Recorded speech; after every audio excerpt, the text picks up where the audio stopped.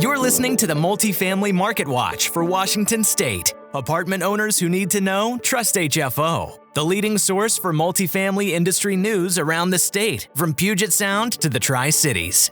Welcome back to Washington Multifamily Market Watch. I'm your host, Aaron Kirk Douglas. The top news this week: the Washington legislature is back in session and members are wasting no time putting bills on the docket for committees to consider, including two that have a hearing on Tuesday, January 24th at 4 o'clock.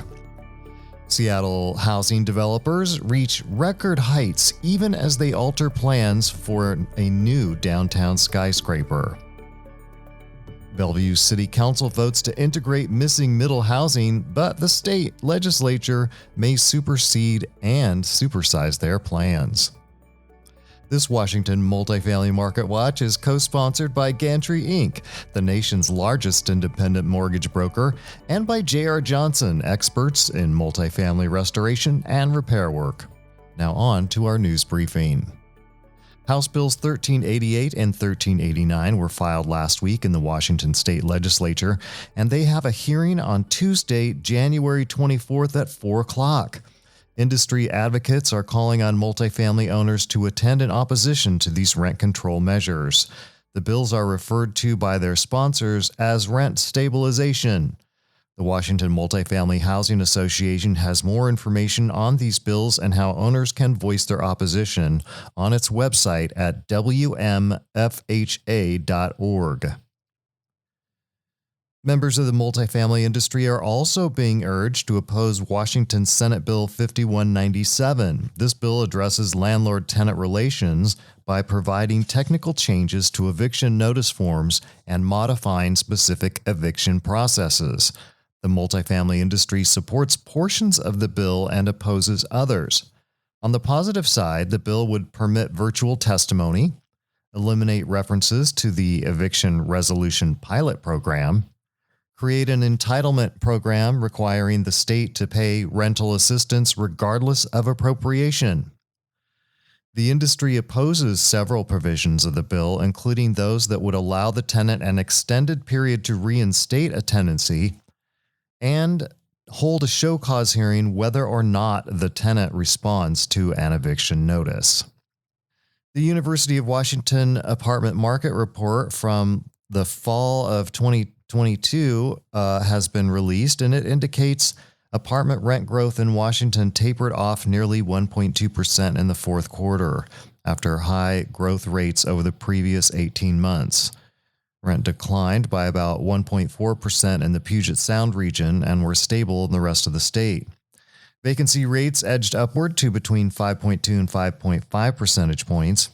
And according to the report, counties demonstrating the highest rent growth were Skagit, Walla Walla, Grant, and Clark. Meanwhile, Yardi Matrix forecast a 2023 year-over-year rent growth at 3.5% throughout Puget Sound and 3.2% for the Portland-Vancouver metro area. Both metros are predicted to have new unit deliveries representing about 3% of existing stock.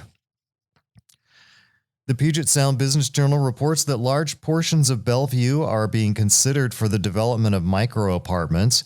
Bellevue is looking to make it easier to build affordable micro-units in mixed-use areas near transit and other services. Bellevue's Planning Commission is set to consider micro-unit expansion at its next meeting on Wednesday, January 25th. The discussion is expected to move to the City Council later this spring. The Bellevue City Council voted earlier this month to start planning for zoning changes to allow for missing middle housing, such as ADUs, cottages, duplexes, tri- and quadplexes, and more of the city. The planned timeline expects the revisions to be adopted as part of Bellevue's new comprehensive plan in the summer of 2024. Meanwhile, the state of Washington is working on a similar program that may supersede Bellevue. Senate Bill 5235 and House Bill 1276 would require cities to allow all single-family lots of more than 4,500 square feet to house both an attached and detached ADU for up to 3 dwelling units in total. Another bill, HB 1110, would allow quadplexes on all residential lots and sixplexes on lots with 2 affordable homes or within a half mile of frequent transit. In the Seattle area, 90% of Mercer Island and 70% of Seattle and Bellevue are currently zoned for single family. Upzoning those areas would unlock significant amounts of land for development and increasing density.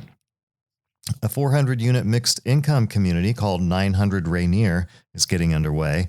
This project is about a 5-minute walk from the future Judkins Park light rail. Several other projects near light rail are also under construction.